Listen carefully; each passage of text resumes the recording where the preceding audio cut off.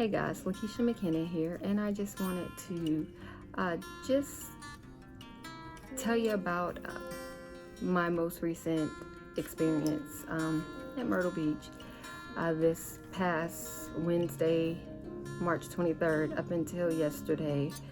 Today is the up until Saturday, March 26th. Today is the 27th.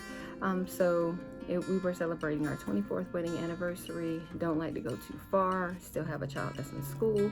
So we decided to go to Myrtle Beach, which we normally always do, just to get away. We decided to go during the weekday and come back on Saturday so that we can still have a day to do things that need to be done before we go back to work. So we started out on Wednesday, and it was a little bit different for me because this is the first time that I've gone on a trip and my dad's not here.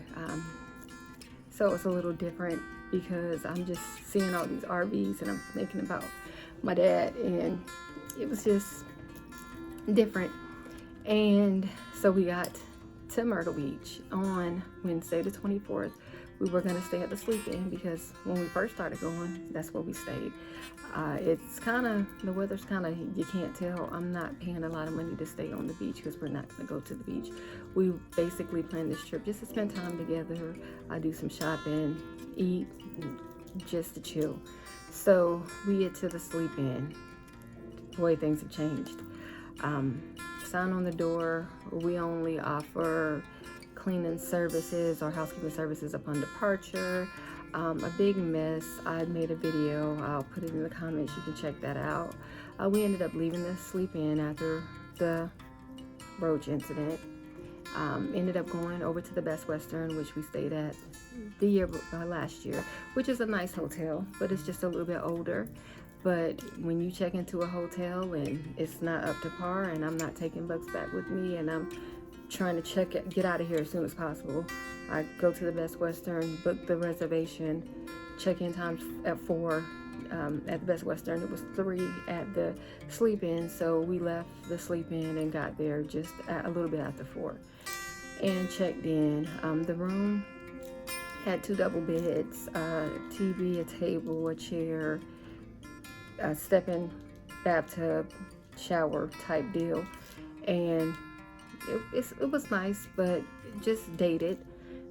That's it. So we decided to just do a little shopping, and then my husband wanted to go to a place called Rizzo's that our cousin had told us about, and told me about, and his coworker had mentioned to him, a Brazilian steakhouse. If you've never been there, you definitely have to try it at least once. But the way that I eat, I don't eat a lot at one time, and they just constantly bring you meat. They're bringing meat. They're bringing pineapples. They're bringing bananas with cinnamon and sugar on them. They're bringing lamb. They're bringing ribeyes. They're bringing filet mignon. And the salad bar before you start with the meat is the bomb. Had some type of noodle on it, kind of cold. Wasn't feeling that, but the salad was the bomb. They had the dressing, not the dressing, but the bread and the topping, kind of like when you go to Bonefish Grill that they bring out. Or I don't know if you guys have ever been to Trips, but that was great.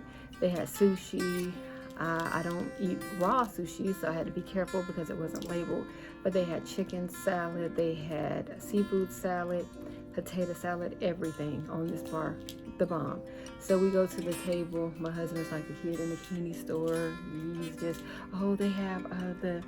they have the filet mignon, they have this, they have that, they have the ribeye, they have this, they have the flank steak, all this stuff. And I'm just sitting there, yeah, give me this, give me that.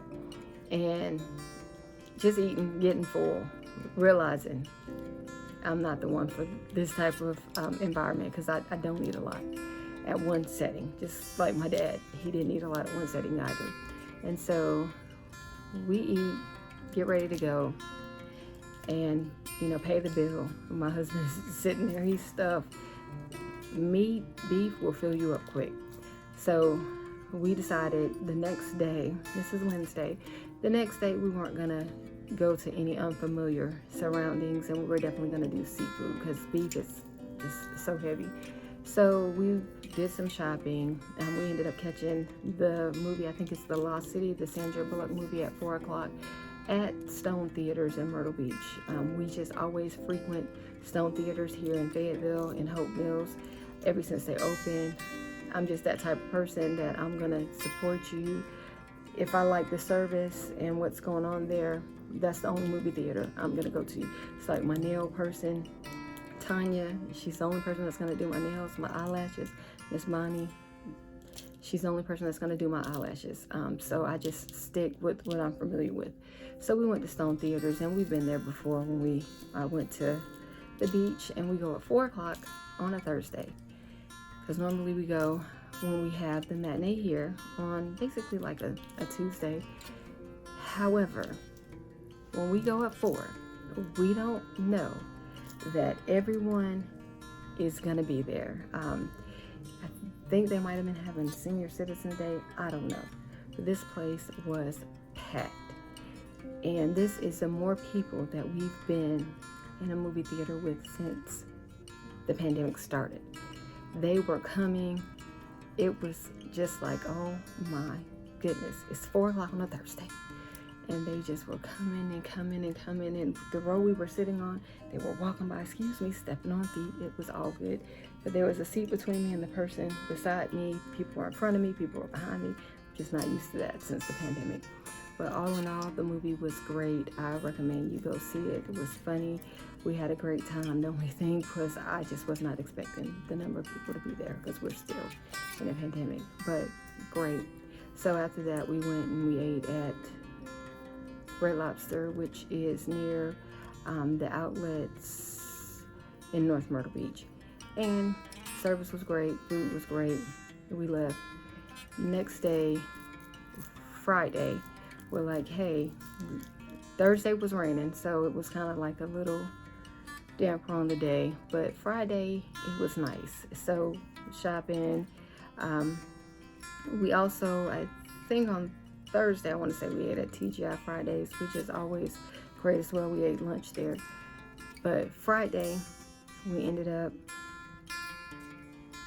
going to Broadway on the beach, which is always great, shopping, and we grabbed something from Zaxby's to eat for lunch.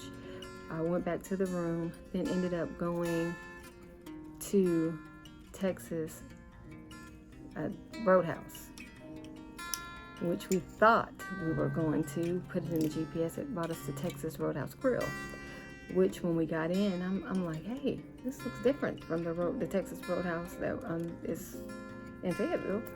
Come to find out, it's family owned. They're not affiliated with the chain.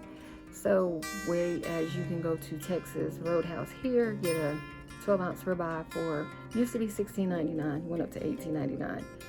This was $26.99. So what are you gonna do? We're at the beach. So we ordered. The service was great. Our server was great. And ate, and we left. And then we, Saturday morning, we got our stuff ready. We checked out. We went back to the outlets because I wanted to grab some stuff, some things for my nieces while we were there. And Gap was having a great sale. So wanted to just pick up some more things or see if I can find any more sales for them. So we headed back, but all in all, we had a great time. I would definitely recommend going to Myrtle Beach, especially if you've never been. We decided to go during the week where it wasn't as busy. Myrtle Beach is always great. Definitely stay away from the sleep-in on Waccamaw Pines. And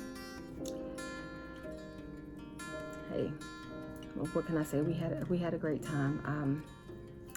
You know, I was sad at the beginning of the trip because that was my first time going there without my dad being here. But then I had to reflect over his life, and he had a great life. He lived to be 79 years old. He did whatever he wanted to do. He lived his life for the Lord. He was a pastor. He dedicated like the last 25 years of his life to the ministry, going to the prisons. It might even be longer than that. For the last 20 years, he was a pastor at Unity Christian Center.